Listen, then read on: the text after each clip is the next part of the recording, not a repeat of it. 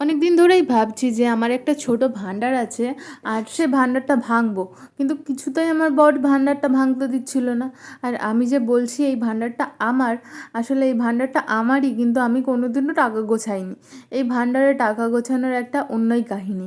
আমার বর বিয়ের আগে থেকেই, মানে আমাদের কথাবার্তা শুরু হওয়ার 1-2 মাস পর থেকেই ও এই ভাণ্ডারের মধ্যে বাসে করে আসতো, আর এসে যে খুচরো টাকাটা থাকতো সেই খুচরো টাকা মানে 10-20 টাকা, সেই 10-20 টাকাটা আমার হাত খরচা হিসাবে এর ভিতরে রেখে দিত। আমার জন্য তো খাবার আনতে পারতো না, তখন তো আমি বিয়ে হয়নি, ওই বাড়িতে ছিলাম।